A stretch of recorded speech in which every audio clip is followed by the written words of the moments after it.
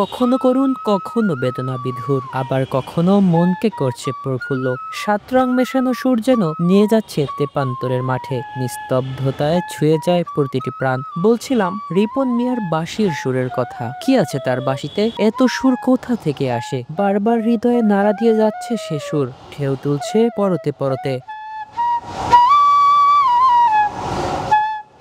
জীবিকার তাগিদে রিপন মিয়া ছুটে আসেন রাজধানী ঢাকায়। ফার্মগেটে স্টার হোটেলে কর্মচারী হিসেবে যোগ দেন তিনি। রাস্তায় হেঁটে হেঁটে এভাবেই বাঁশিতে সুর তোলেন তিনি। বাঁশির সুরে পাগল হয়ে ছুটে আসেন পথচারীরা। কার কাছে শিখেছেন এই সুর জানতে চাইলে রিপন মিয়া বলেন, নিজ গ্রাম সানাই বইয়ের মাঠঘাট প্রান্তরে শুনতেন বাঁশির সুর। বাঁশির সুর তাকে ভীষণভাবে টানত। তাই তো গ্রামের প্রবীণ বাঁশিবাদক মোতার হোসেনের কাছ থেকে রপ্ত করেছেন এসব সুর।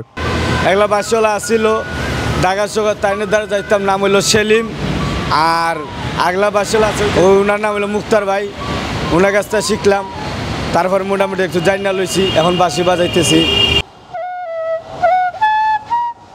যান্ত্রিক কোলাহলে পিষ্ট নগরবাসী, পাওয়া না পাওয়ার এ শহরে সন্ধ্যা হলে নেমে আসে বিষাদের সুর। তাই তো সারাদিনের ক্লান্তি ভুলে বাঁশি হাতে বেরিয়ে পড়েন রিপন। ঘুরে বেড়ান ফার্মগেট, মেট্রো রেল, খামারবাড়ি, সংসদ ভবন এলাকায়। আপন মনে হেঁটে বেড়ায় দিক বিদিক। তাছাড়া শহরের সোহেল নামের একজন বাঁশিবাদকের কাছ থেকে রপ্ত করেছেন কয়েকটি সুর।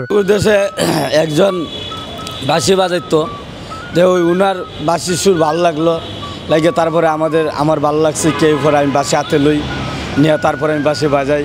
আমি সুর বলতে মোটামুটি যেটি বলে এটা একটু মোটামুটি ফার্তিকে বাজাইতে পারি। অনেকে আসে, অনেকে জিজ্ঞাসা করে ভাই ভালো লাগে, কেমনে শিখছেন, কেমনে করছেন।